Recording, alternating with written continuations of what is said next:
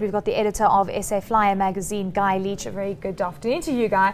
When you see a story like this, I mean, this is completely shocking. And I think why people are also shocked is it's emerged that the pilot was the most junior of them all that were on board the flight and also only had 43 hours of training. Does that kind of ring alarm bells for you? It does, only because the rest of the systems that should have been in place to make sure that an accident like this should never happen obviously failed. I mean, obviously a pilot's got to learn somewhere along the line. All of these pilots do practices and simulators many times before they actually have to fly the route. And it does bring into question obviously the ASIANA standards, and in fact, historically, the Korean airlines have also had a problem with actually what is called the command gradient in the cockpits, which means that corrections aren't taken in time. All right, so Gareth has details about the route. Well, let's just give you a better idea of exactly how the airport itself is designed. We saw in the video footage there a second ago, it was a plane coming in from over the sea onto a landing strip as well. We're about to bring up behind me as well, and I'm sure we'll take it full screen as well, what the airport looks like. But Guy, as I wait for that to come up, was this a particularly complicated landing for what seems to be a relatively junior pilot? No, in fact, the exact opposite should really be true. It was actually what is called a visual approach. In other words, the pilots rely on what they can see out the cockpit window rather than rely on their instrument landing system, which normally helps. And in fact, the interesting argument that arises from this is, were the pilots properly trained on visual approaches, or had they become too reliant upon the actual electronic gimmickry in the aircraft to make the landings? For someone who's admittedly terrified of flying, it takes a strange fascination in how it actually all works.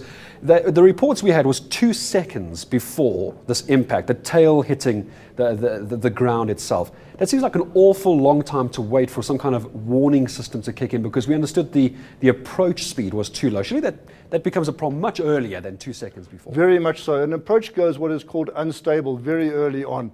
This particular approach got too low and too slow. But any one of those factors together requires immediate corrective action. And you've got pilots monitoring and pilot flying. And indeed, in this case, they had another 2 pilots watching. So it should never have got that out of hand. Oh, let me just very quickly show you what the area looks like in San Francisco. We do have a Google Earth map of how the whole situation unfolded. We take you to the west coast of San Francisco. There is the main terminal. We move slightly to the right-hand side, and it's the runway to the bottom of the screen, closest to the bottom of the screen. That's the runway where this all took place. So really, the margin of error, Guy, was minimal. Either they were going to deck it into the sea, or was going to have a situation like this. I don't agree. If even here in Johannesburg, if you look at our Tambo 03 right runway, the one that almost juts out into the road, you can see actually there's a big bank, and then the planes land. Every pilot, even from almost his very first hour of learning to fly, is taught to fly an approach to land at a specific spot. And indeed, most pilots actually add on a little bit of extra speed for safety, and they tend to float too far. Most of these accidents actually go off from planes going off the end of the runway for going too fast, not too slow. It's interesting, Guy, because it's emerged that the pilots actually had 10,000 hours of flying time. Right. Okay, so we know that 43 of which were for the Boeing 777.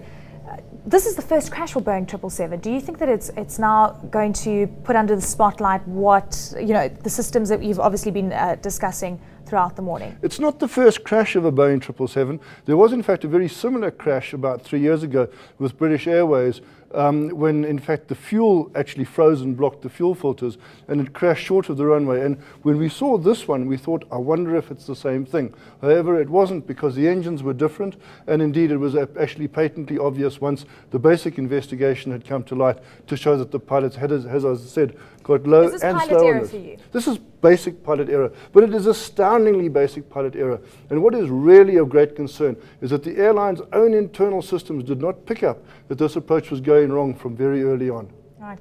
News that moves. eNCA.com.